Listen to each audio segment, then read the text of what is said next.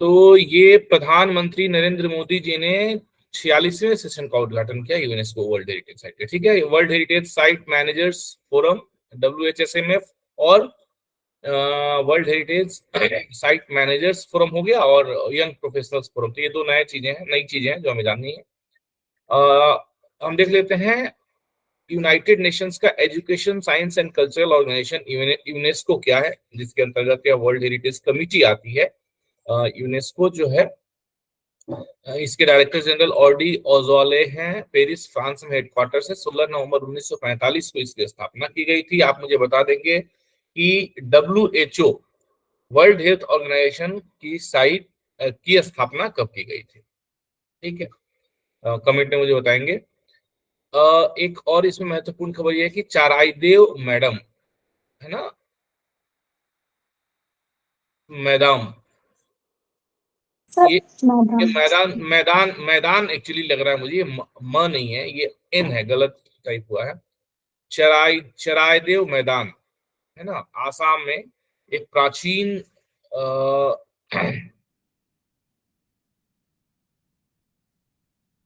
कब्रिस्तान कह सकते हैं, है ना, उसे भारत के 43वें विश्व धरोहर स्थल के रूप में सम्मिलित किया गया।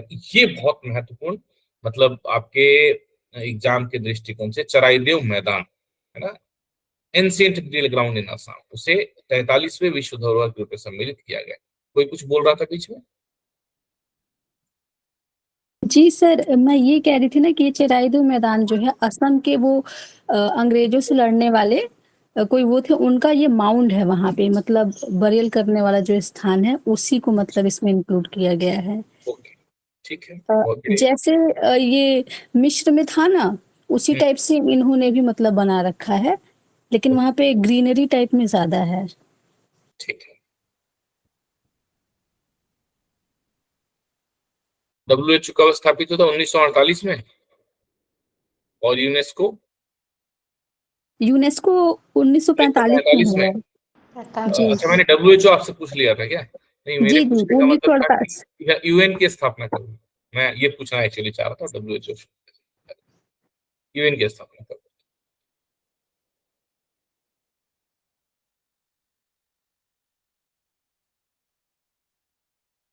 तो अगला हम लोग देख लेते हैं खबर, ये आप लोग देख के मुझे बताइएगा। Central grant site clearance to Parandur airport. अच्छा, अब ये परंदूर एयरपोर्ट से संबंधित है। केंद्र सरकार ने परंदूर एयरपोर्ट, परंदूर कहाँ है ये? कांचीपुरम तमिलनाडु में ग्रीनफील्ड हवाई अड्डे के विकास के लिए साइट क्लियरेंस की मंजूरी दे दी गई है। तो अभी ये बढ़िया तरीके से दूसरा हवाई अड्डा जो चेन्नई से 70 किलोमीटर दूर है, पेरांदूर में कांचीपुरम, जो कि एक बहुत ही प्रसिद्ध ऐतिहासिक स्थल भी है वहां पे। कांचीपुरम एक ऐतिहासिक स्थल भी है, तो वहां पे एक नया ग्रीनफील्ड हवाई अड्डा का विकास किया जाएगा चेन्नई के अंतर्गत। पहला एयरपोर्ट भी चेन्नई का शहर से काफी अच्छा खासा दूर है, दूसरा उससे और भी दूर यानी कि 70 किलोमीटर दूरी पे इसे खोला जा रहा है। ठीक है, आगे बढ़ते हैं। राज्य सरकार की कंपनी TIDCO ने ग्रीनफील्ड एयरपोर्ट नीति 2008 के अनुसार 2023 में परांदूर में हवाई अड्डे के लिए साइट अनुमोदन के लिए नागरिक उड्डयन मंत्रालय यानी कि MOCA को एक आवेदन पत्र प्रस्तुत किया है। ठीक है, तो ये हो गया आपका। उसके बाद में देखते हैं कि ये जो मंदिर के पास एयरपोर्ट बनेगा उसके लिए कमेटी बनाई गई है, इसका एक कंस्ट्रक्शन प्लान है ना, कंस्ट्रक्शन प्लान है। कंस्ट्रक्शन यानी कि विनिर्माण कैसे इसका किया जाएगा उसके बारे में पढ़ लीजिएगा। तमिलनाडु राज्य के बारे में मुदुवेल करुणानिधि स्टालिन इसके फिलहाल वर्तमान में मुख्यमंत्री हैं। रविंद्र नारायण रवि इसके राज्यपाल हैं। चेन्नई कैपिटल है। और point Calimere wildlife sanctuary इसकी वाइल्ड लाइफ सेंचुरी है। Kalakad Mundanthurai tiger reserve, Anamalai tiger reserve है ना, कालाकाड़ मुंडन दुराई और ये दोनों इसके टाइगर रिजर्व हैं। ठीक है, और क्या खबर है देखते हैं। सबसे महत्वपूर्ण वन क्षेत्र लाभ में शीर्ष 3 देशों में भारत है। मतलब जो दुनिया के 3 अपेक्स देश हैं, दुनिया के 3 अभी टॉप कंट्रीज हैं, अपेक्स नहीं बोलेंगे किसमें, कि फॉरेस्ट एरिया से यानी कि वन क्षेत्र से सबसे अधिक, सबसे महत्वपूर्ण क्या हमने लाभ प्राप्त किए उससे, उसके बारे में। तो ये एफएओ की रिपोर्ट है, एफएओ की रिपोर्ट है, फूड एंड एग्रीकल्चर, खाद्य और कृषि संगठन की रिपोर्ट है। रिपोर्ट का नाम है the state of the world's forest 2024, forest sector innovation towards a sustainable future.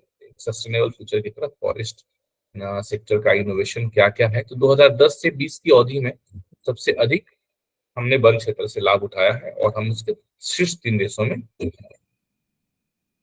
शामिल है। खाद्य और कृषि संगठन क्या है? यह संयुक्त राष्ट्र की विशेष एजेंसी है जो भूख से निपटने के लिए सभी प्रकार के खाद्य सुरक्षा प्राप्त करने के लिए अंतर्राष्ट्रीय प्रयास करते हैं। क्यू डोंग्यू इसके महानिदेशक है। रोम इटली में इसका मुख्यालय है। 1945 में एफएओ की स्थापना की गई थी। ठीक है। बैंक ऑफ बड़ौदा ने अपना स्थापना दिवस मनाया और उस पर उसने नए 11 नई पहलों को लॉन्च किया, जिसमें कि जेनरेटिव एआई है ना, से जनरेटिव एआई से कह सकते हैं कि पावर जो यहाँ पे कह रहा है, मतलब उसमें जेनरेटिव एआई का प्रयोग करके और वर्चुअल रिलेशनशिप मैनेजर बनाया गया है। मतलब अब आपसे जो रिलेशनशिप मैनेजर होते हैं बैंक के, वो आदमी नहीं रोबोट की तरह बात होगी, है ना। रिकॉर्डेड और प्री सेट बातें होंगी, आपसे की जाएंगी। तो ये किया है बैंक ऑफ बड़ौदा ने और साथ में एक नया पेमेंट ऐप लॉन्च किया है। जानने योग्य, याद रखने योग्य बात, बैंक के 117वें स्थापना वर्ष का विषय क्या था? आज विश्वसनीय है, कल का परिवर्तन, है ना। तो इसको क्या था? हाँ, अच्छा, ओके। तो इसका जो है trusted today transforming tomorrow, trusted today transforming tomorrow, ये 117वें स्थापना वर्ष की बैंक की जो इसका कह सकते हैं थीम था, वो ये था। Generative AI first of its kind है जो वर्चुअल रिलेशनशिप मैनेजर के थ्रू आ रहा है। ठीक है। और ये डिजिटल कस्टमर सर्विस को इनहांस करेगा। तो ये सारी सुविधाएं बैंक ऑफ बड़ौदा ने दी हैं। उसके साथ साथ बैंक ऑफ बड़ौदा ने बीकेसीसी यानी क्रेडिट कार्ड भी दिया है। हसमुख आड़िया इसके चेयरमैन है। एमडी इसके देवदत्त चांद है और बड़ोदरा गुजरात में इसका हेडक्वार्टर्स है। इसकी टैगलाइन है इंडिया इंटरनेशनल बैंक। 1908 में स्थापना की गई थी। किसके द्वारा स्थापना की गई थी गुजरात में बैंक ऑफ बड़ौदा की? आप लोग कमेंट सेक्शन में मुझे बताइएगा। ठीक है। आगे बढ़ते हैं जी। उसके बाद में अभी आगे आपका ग्रीन क्लाइमेट फंड की हम बात करते हैं। ग्रीन क्लाइमेट फंड में एमएसएमई कम उत्सर्जन करे, इस प्रक्रिया को अपनाने के लिए सिडबी के लिए जीसीएफ ने 215.6 मिलियन अमेरिकी डॉलर की मंजूरी दे दी है। ठीक है, जीसीएफ। तो ये जो है जो जीसीएफ का बोर्ड है, जो United Nations framework convention of climate change यानी कि यूएनएफसीसी द्वारा स्थापित एक इकाई है। और सीडबी क्या है? भारतीय लघु उद्योग विकास बैंक। भारतीय लघु लघु उद्योग विकास बैंक यानी कि small industries development bank of India, ये सीडबी है। ठीक है। तो इनके ये सारे प्रोजेक्ट हैं जिसके लिए यहाँ पे अप्रूवल दिया गया 215.6 मिलियन का। ठीक है। और इसका एम क्या है? इस प्रोजेक्ट का एम क्या है? इस प्रोजेक्ट का एम है आपका एमएसएमई को कम उत्सर्जन और साथ ही साथ जलवायु, हम कह सकते हैं कि मतलब जलवायु को ध्यान में रखते हुए हमें ऐसे तकनीक अपनाने हैं जिसमें कि कम उत्सर्जन हो और साथ में जलवायु के ऊपर भी कम प्रभाव पड़े। ग्रीन क्लाइमेट फंड दुनिया का सबसे बड़ा समर्पित जलवायु कोष है। इसके लिए, है ना, ग्रीन जो क्लाइमेट फंड है वो जो है दुनिया का सबसे बड़ा एक इस तरीके से जो हम लोग पर्यावरण के लिए काम कर रहे हैं उसके लिए फंड है। और यूएनएफसीसी के बारे में हमने देखा। यूएनएफसीसी का जो है ये उसका जो फिनेंशियल सिस्टम है उसकी परिचालन इकाई ये जीसीएफ यानी ग्रीन क्लाइमेट फंड है। भारतीय लघु उद्योग विकास बैंक यानी कि सिडबी, ये महत्वपूर्ण है इसके बारे में जानना। 2 अप्रैल 1990 को इसकी स्थापना की गई थी। यह एमएसएमई क्षेत्र का प्रचार करता है और शिव सुब्रमण्यम रमन जी इसके चीफ मैनेजिंग डायरेक्टर हैं। लखनऊ उत्तर प्रदेश में इसका हेड ऑफिस है। ठीक है, ये आ गया आपका। फिर अगली खबर जो है हमारी आ गई आरबीआई से। आरबीआई जो है आरबीआई ने,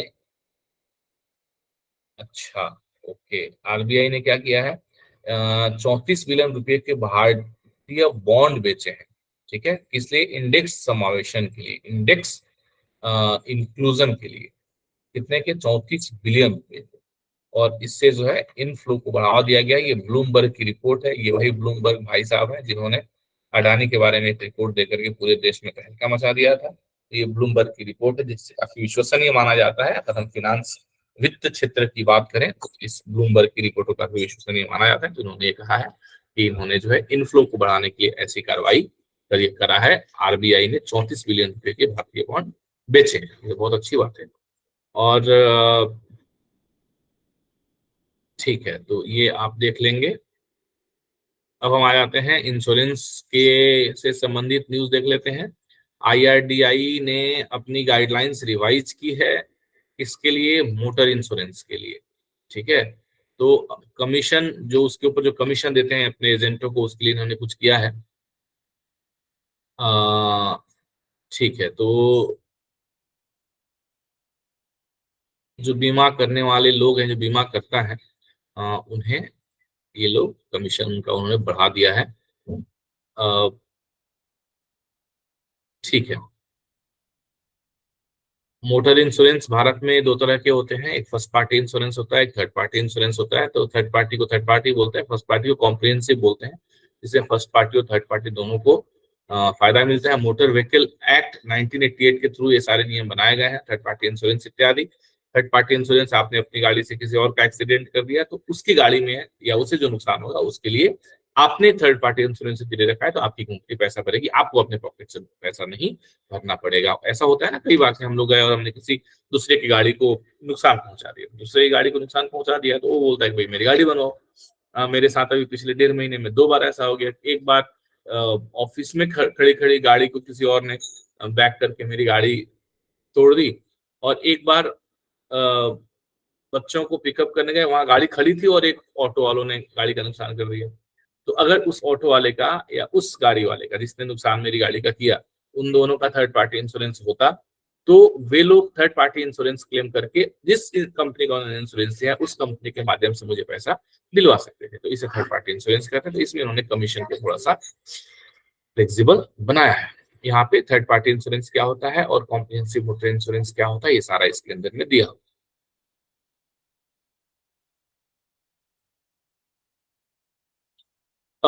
insurance regulatory and development authority of India, IRDAI। पहले इसका नाम IRDA था, बाद में इसका नाम बदल के IRDAI कर दिया गया। 1999 में इसे कॉन्स्टिट्यूट किया गया, बनाया गया। 2000 में ये इनकॉर्पोरेट हुआ एक स्टैट्यूटरी बॉडी, यानी कि एक वैधानिक निकाय के तौर पे। देवाशीष पांडा इसके चेयरपर्सन है वर्तमान में। हैदराबाद तेलंगाना में इसका हेड ऑफिस है। पेटीएम एक्सिस बैंक के साथ में पार्टनरशिप कर रहा है। किसके लिए? POS सॉल्यूशन, यानी कि पॉइंट ऑफ सेल, मेरे ख्याल से हाँ, पॉइंट ऑफ सेल सॉल्यूशन और इलेक्ट्रॉनिक डेटा कैप्चर डिवाइस का जो है एक मर्चेंट नेटवर्क क्रिएट करने के लिए इन दोनों ने हाथ मिलाया है। कौन कौन सा? POS, ये कौन कौन से किसने? पेटीएम और एक्सिस बैंक ने। ठीक है, नॉट मच इंपॉर्टेंट, देख लीजिएगा। TerraPay partners with Swift for global account to valid points. ठीक है, Rashtriya Raksha university NSE 9 and NSE ICC sign MOU for, हाँ ये अच्छी खबर है। आप देखिए, राष्ट्रीय रक्षा विद्यालय NSE 9 और NSE ICC ने आर्थिक और वित्तीय सुरक्षा के समझौता के लिए एक समझौता ज्ञापन हस्ताक्षर किया है। गांधीनगर गुजरात में स्थित है राष्ट्रीय रक्षा विश्वविद्यालय, यानी कि RRU। NSE जो है वह नेशनल, मतलब NSE इंटरनेशनल एक्सचेंज है, और नेशनल स्टॉक एक्सचेंज यानी कि NSE जो भारत का है, उसका जो इंटरनेशनल क्लियरिंग विंग है। तो अब ये तीन, इसके अंदर में 3 अलग अलग संस्थाएं इन्वॉल्व हो गई। इन तीनों संस्थाओं के बारे में जानिए, जरूरी अच्छी खबर है। पहली क्या, कौन सी संस्था है? राष्ट्रीय रक्षा विश्वविद्यालय। ठीक है, ये गांधीनगर गुजरात में स्थित है। दूसरी कौन सी संस्था है? NSE इंटरनेशनल एक्सचेंज, यानी कि NSE का जो इंटरनेशनल एक्सचेंज का विंग है, NSE मतलब नेशनल स्टॉक एक्सचेंज का जो इंटरनेशनल एक्सचेंज विंग है वह, और साथ में नेशनल स्टॉक एक्सचेंज की इंटरनेशनल क्लियरिंग विंग जो है वो। तो इंटरनेशनल एक्सचेंज, इंटरनेशनल क्लियरिंग और राष्ट्रीय रक्षा यूनिवर्सिटी, इन तीनों ने मिल करके एक समझौता ज्ञापन साइन किया है। किसके लिए साइन किया है? तो ये समझौता ज्ञापन का जो उद्देश्य वो ये है कि आर्थिक और वित्तीय सुरक्षा में सहयोग बढ़े। तो इसमें क्या किस लिए किया गया है? तो देखिए, जो भी वित्तीय कानून है, फिनेंस से रिलेटेड लॉज हैं, जो भी इकोनॉमिकल ऑफेंसेस हैं, जो भी फॉरेंसिक अगर हम देखेंगे तो फॉरेंसिक अकाउंटिंग्स हैं और साइबर क्राइम्स हैं, ठीक है। तो इन सभी के टेक्नोलॉजिकल इनोवेशन के लिए, अपस्किलिंग के लिए ये कार्यक्रम शुरुआत किया गया है। राष्ट्रीय रक्षा विश्वविद्यालय RRU, NSE इंटरनेशनल एक्सचेंज और NSE इंटरनेशनल आपका इसके बीच में, क्लियरिंग के बीच में। तो ये हो गया। उसके बाद में हमारे अभिनव बिंद्रा जी को ओलंपिक ऑर्डर अवार्ड दिया गया है ना, इंटरनेशनल ओलंपिक कमेटी के द्वारा। वे भारत के पहले इंडिविजुअल ओलंपिक गोल्ड मेडलिस्ट रहे थे। इन्होंने शूटिंग में राइफल शूटिंग में इन्होंने जो है गोल्ड मेडल जीता था ओलंपिक। कौन से साल में जीता था ये आप लोग मुझे बताइएगा, कौन से साल में अभिनव बिंद्रा जी ने गोल्ड मेडल जीता था? ये पहले ऐसे भारतीय थे जिन्होंने ये कारनामा करके दिखाया था कि इंडिविजुअल लेवल पे इन्होंने ये जीता था। ये बहुत अच्छी खबर है ना। अच्छा, हाँ, यहाँ दिया भी है पूरी डिटेल कि अभिनव बिंद्रा जो है ये पहले भारतीय बने थे जिन्होंने 10 metre air rifle men shooting में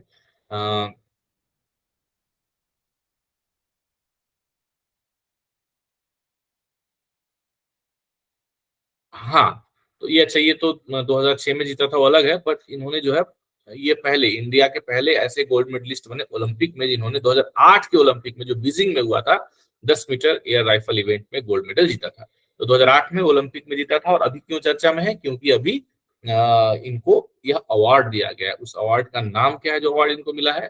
नाम का है, उस अवार्ड का नाम है ओलंपिक ऑर्डर अवार्ड, ठीक है। ओलंपिक ऑर्डर अवार्ड किसके द्वारा दिया गया है? इंटरनेशनल ओलंपिक कमेटी के द्वारा दिया गया है, ठीक है। अवार्ड सेरेमनी कब होगी? ये होगी 10 अगस्त 2024 को पेरिस, फ्रांस में होगा। ये 142वां इस तरह का सेशन होगा। और 2008 में अभिनव बिंद्रा जी ने अपना बढ़िया तरीके से गोल्ड मेडल जीता था 10 मीटर राइफल इवेंट में। बीजिंग, चाइना में इस ओलंपिक का आयोजन किया गया था। उसके अतिरिक्त भी उन्होंने बहुत सारे गोल्ड जीते हैं, कॉमनवेल्थ में जीता है, और तो इस तरीके से और भी बहुत सारे उन्होंने गोल्ड मेडल जीते हुए हैं। ओलंपिक ऑर्डर अवार्ड होता क्या है? 1975 में इस अवार्ड की स्थापना की गई थी, ठीक है। ये इससे पहले ये ओलंपिक डिप्लोमा ऑफ मेरिट हुआ करता था। और ये एक बहुत ही विस्तृत रेंज है किन किन को दिया जा सकता है इसमें, कि IOC के मेंबर्स भी हो सकते हैं, एथलीट्स हो सकते हैं, और जिन्होंने ओलंपिक गेम्स के लिए किसी भी तरीके से एक महत्वपूर्ण कार्य किया हो, उनको ये दिया जा सकता है। और इसे कौन सिलेक्ट करता है? तो IOC का एग्जीक्यूटिव बोर्ड इसे सिलेक्ट करता है। IOC क्या होता है? एक non profit independent international organisation है।